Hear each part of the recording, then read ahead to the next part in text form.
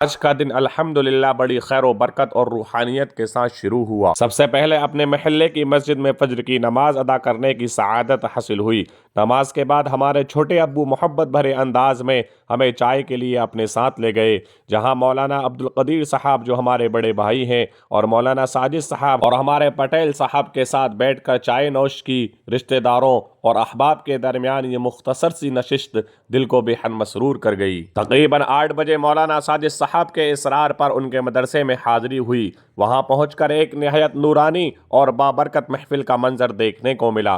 بچوں کے پروگرام سننے کا موقع ملا تو دل باغ باغ ہو گیا۔ ماشاءاللہ بچوں نے نہایت عمدہ تجوید، خوبصورت لب و لہجے اور بہترین انداز میں قرآن کریم کی تلاوت پیش کی۔ یہ منظر دیکھ کر یقین تازہ ہو گیا کہ ہمارے علاقے میں ایسے باہمت افراد موجود ہیں جو قرآن کریم کی خدمت، اشاعت اور اس کا حق ادا کرنے میں مصروف ہیں۔ اللہ تعالیٰ ان سب کی محنتوں کو قبول فرمائے اور علاقے والوں کو ان کی قدر کرنے اور دین کی خدمت میں آگے بڑھنے کی توفیق عطا فرمائے۔ اس موقع پر مولانا عامر صاحب نے اپنے قیمتی تاثرات پیش کیے اور نہایت اہم بات کی طرف توجہ دلائی کہ جس طرح بچوں کی تربیت اور نظم و ضبط پر محنت ہو رہی ہے، اسی طرح بڑوں کے قرآن کریم کی درستگی اور اصلاح کا بھی باقاعدہ نظم ہونا چاہیے۔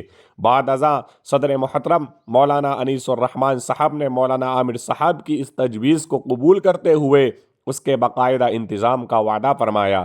یہ سن کر دل کو بڑی خوشی ہوئی کہ علاقے کے بزرگان دین اخلاص کے ساتھ دین کی خدمت میں مصروف ہیں۔ اللہ تعالیٰ ان کی تمام ضروریات غیب سے پوری فرمائے اور ان کے کاموں میں مزید ترقی عطا فرمائے۔ اس موقع پر ڈاکٹر مستقیم صاحب، جن کی طرف سے بچوں کو انعام سے نوازا گیا تھا، اور پورو سرپنچ حاجی عبدالوحید صاحب، مولانا عبدالقادر صاحب، مولانا عبدالقدیر صاحب، مولانا عارف صاحب اور مولانا ناصر صاحب اور دیگر علماء وہاں پر موجود رہے۔ محفل کے بعد ہم بائک سے ایک صاحب کے گھر پہنچے جہاں حافظ عرفان صاحب سے ملاقات ہوئی۔ انہوں نے محبت بھرے انداز میں ناشتہ پیش کیا۔ اس موقع پر مولانا اقرار صاحب، مفتی شکیل صاحب اور مولانا راشد صاحب، مولانا عارف صاحب، مولانا عبدالقادر صاحب، مولانا عامر صاحب، مولانا عبدالرزاق صاحب اور مولانا عبدالقدیر صاحب اور دیگر احباب موجود رہے۔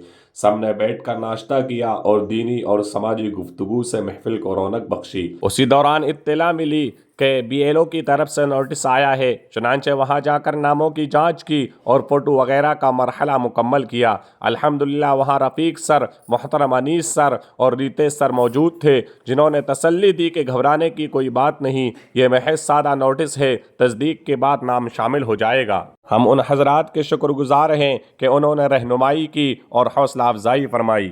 یوں آج کا دن عبادت، علم، محبت، ملاقاتوں اور خیر کے کاموں میں گزرا۔ دعا ہے کہ اللہ تعالی ہمارے دنوں کو اسی طرح دین و خیر سے بھر دے، ہمیں اخلاص کے ساتھ دین کی خدمت کی توفیق عطا فرمائے اور ہمارے علاقوں کو قرآن و سنت کی روشنی سے منور رکھے۔ آمین یا رب العالمین۔